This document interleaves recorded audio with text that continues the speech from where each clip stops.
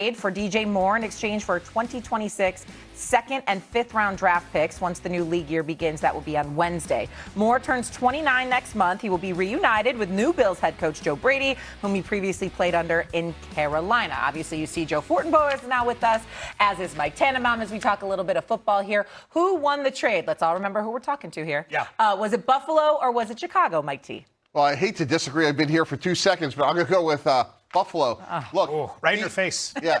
Look, DJ Moore is a good player. Is he perfect? No. He had a little bit of a kind of a step back last year in terms of production. 50 catches, 682 yards. Run after catch isn't what it once was. But when you're building a team, you have to make incremental progress. If I'm the Bills, the verb I'm scouring. I'm going to keep looking. Maybe I draft one. Maybe I sign Mike Evans. Who knows? But they are a better team today, unquestionably.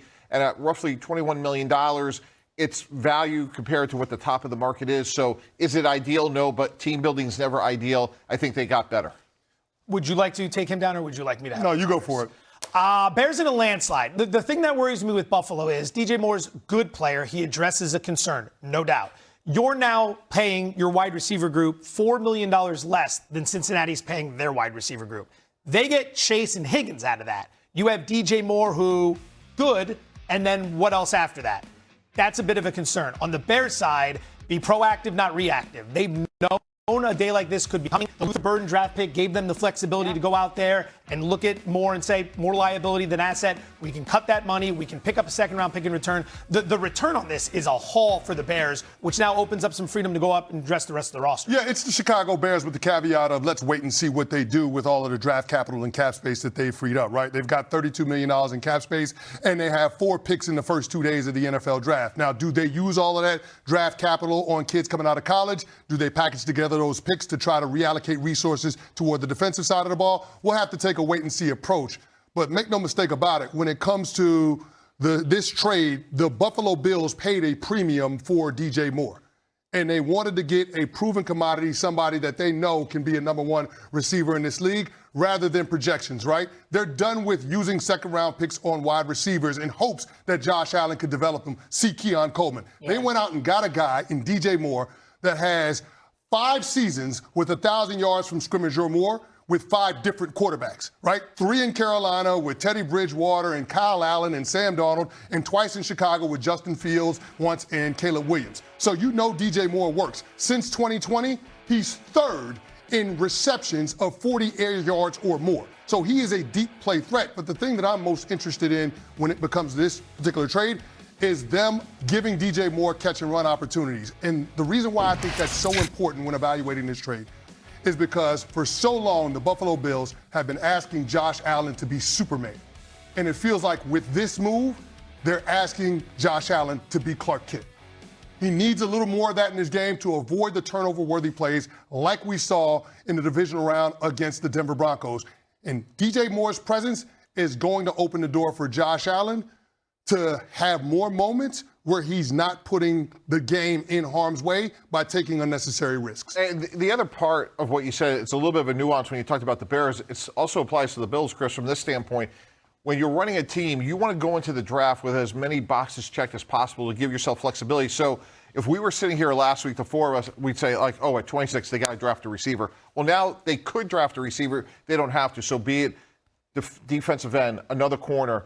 They have 2 interior offensive linemen that are free agents. It gives them a little bit more flexibility. So, again, is DJ Moore a bona fide number 1? Probably not anymore, but they got incrementally better. And let's see what they do at 26, because that has to be part of this evaluation. So you guys probably know this better than me, but from what I understand with Buffalo, they like to run 2 tight end sets, right? More so than they like to spread you out with a bunch of wide receivers. So now you get a guy like DJ Moore, in addition to the tight ends you already have, those big bodies, right? Do you need more than that? Is this an upgrade at the wide receiver position for them? Do they need another number 2, like to Joe's point? Absolutely. You got to keep scouring, because, Shay, for them to get to where they want to go, which is the Super Bowl, you got to score a lot of points in the AFC. And Khalil Shakir is a good player.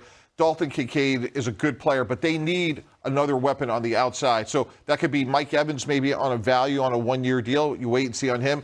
Maybe you draft a bona fide number 1 at 26 if it falls into your lap. So absolutely, they got to keep going.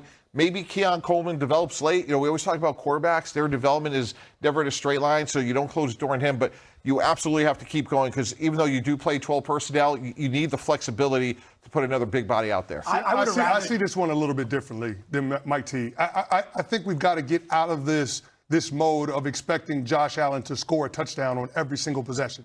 That's what the Buffalo Bills have to get away from.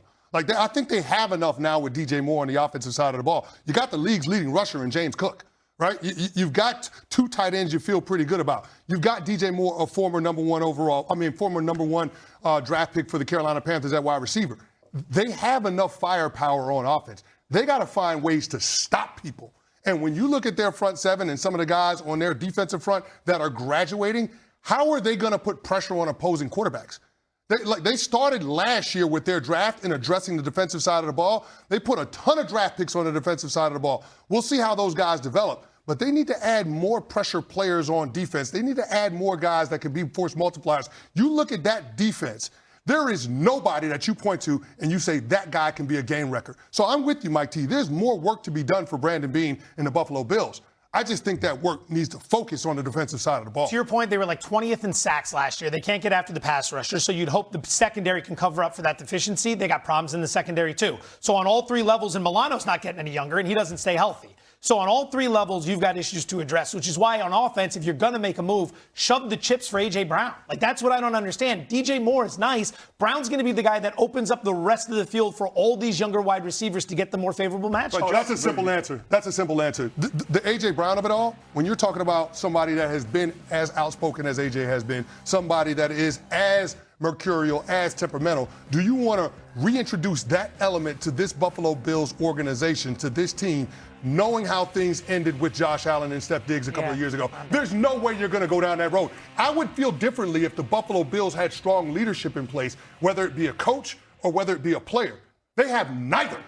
And so I don't trust that the Buffalo Bills can absorb a personality like A.J. Brown. But are the Brown-Diggs issues the same? Aren't they different types of issues? Brown wasn't getting the ball. Allen's going to force-feed him the ball. He'll have 110 receptions But there's another aspect. It's all about contextual decision-making. And what I mean by that, DJ Moore for a second-round pick at $23 million is going to be different than A.J. Brown for a 1 plus something else. Again, we talked about other needs that they're going to have. So I like the efficiency of the move, meaning they got a good player, not a great player, but they still have some dry powder here, which they need. And then can go out and address the defense, to your point. I don't like how this swung. I thought we were starting a line. Yeah, now I talked you into my side. And I got caught in the middle of this whole thing. This is where the host has to come in and just blow this whole thing up. We embrace debate on this show, okay? That's what we do here. Let's go to the Chicago side of it now. What took us so long, Shay? I know. Tell me about it. I'm surprised they even said rap in my ear yet. What should be the next move now for the Chicago Bears? Obviously, they get a 2 and a 5 for the DJ Moore side of it. Go ahead, Mike T. Yeah, so Shay, first of all, they deserve a ton of credit. I really believe in win for today and develop for tomorrow.